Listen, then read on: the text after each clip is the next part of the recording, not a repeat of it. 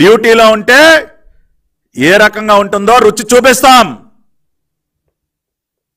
మీ యొక్క పిల్ల psycho gang అంతా కూడా చెప్పండి. ఈ అవినాష్ గారికి కానీ, గుట్కా నానికి కానీ, వంశీకి కానీ, వీళ్ళందరికీ చెప్తా ఉన్నా, మీ వెనకమాలు తిరిగే పిల్ల సైకో మోకలు ఎవరిని కూడా వదిలిపెట్టాం. ఎక్కడెక్కడ దాక్కున్నా బయటికి ఈడ్చుకొస్తాం. ఇంకా కూడా ప్యాంట్లు తడుపుకోవటం మీకు కష్టంగా ఉంటే చెప్పండి, డైపర్లు పంపిస్తా. మార్కెట్లో అడల్ట్ డైపర్లు చాలా పెద్ద ఎత్తున దొరికితే నేనే కొని పంపిస్తా. పంపించమంటావు గుణదలా? ఏమో అవినాష్, ఎన్ని ప్యాకెట్లు పంపించమంటావు నీకు డైపర్లు? భయపడాల్సిందే, చట్టానికి భయపడి తీరాల్సిందే.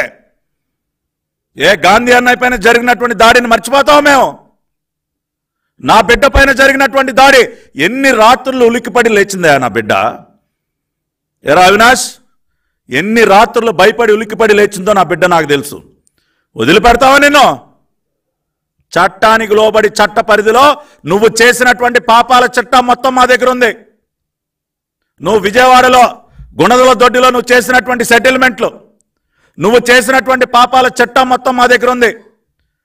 ప్రతి ఒక్క వైసీపీ సైకో గారు చేసినటువంటి పాపాల చట్టం మొత్తం మా దగ్గర ఉంది.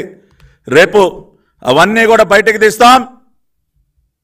చట్టపరంగానే మీ అందరిపైన కూడా కఠినమైనటువంటి చర్యలు తీసుకుంటాం.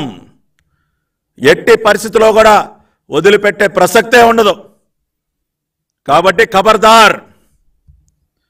ఈ రకంగా ఇంకా కూడా మా ఇష్టానుసారం దారుణాలకి తెగబడతామంటే చంద్రబాబు నాయుడు గారు ముఖ్యమంత్రిగా ఏర్పడేటువంటి ప్రభుత్వంలో పోలీసు శాఖ చూస్తూ కూర్చోదు. ఇవాళ కొత్తగా పోలీసులపైన ఏంటి తగ్గ ప్రేమ ఒలకబోస్తా ఉన్నారా? పోలీసులు అసలు ఏం యాక్షన్ తీసుకోవట్లేదండి, వాళ్ళకేదో వాళ్ళ చేతులు కట్టేశారండి. మీరు పోలీసులపైన చేసినటువంటి దుర్మార్గాలు ఏంటి? మొన్న ఈ మధ్యన చిత్తూరు జిల్లాలో ఎర్రచందనం స్మగ్లర్లు ఒక పోలీస్ కానిస్టేబుల్ని గుద్ది చంపేశారు చెక్ పోస్ట్ దగ్గర. ఆ రోజున గుర్తుకు రాలేదా మీకు? పోలీసు గూడూరు నరేంద్ర కుమార్ నంద్యాలలో ఆయన అత్యంత దారుణంగా హత్య చేసి చంపారు. ఆ రోజున గుర్తుకు రాలేదా మీకు? పోలీసుల పైన ప్రేమ చూపిస్తూ ఉన్నారు. కృష్ణా జిల్లా పమిడి ముక్కల్లో మట్టి తవ్వకాలను అడ్డుకుంటున్నటువంటి పోలీసుల పైన అక్కడ ఉన్నటువంటి వైసీపీ సర్పంచ్ దాడి చేస్తే కానిస్టేబుల్ బాలకృష్ణ తల పగిలిన రోజున మీకు పోలీసు యొక్క గౌరవం గుర్తుకు రాలేదా? నందిగం సురేష్ కృష్ణలంక పోలీస్ స్టేషన్కి వెళ్ళి దౌర్జన్యం చేసి ఫర్నిచర్ పగలగొట్టి పోలీసులపైన దాడి చేసిన రోజున పోలీస్ వ్యవస్థ యొక్క గౌరవం మీకు గుర్తుకు రాలేదా?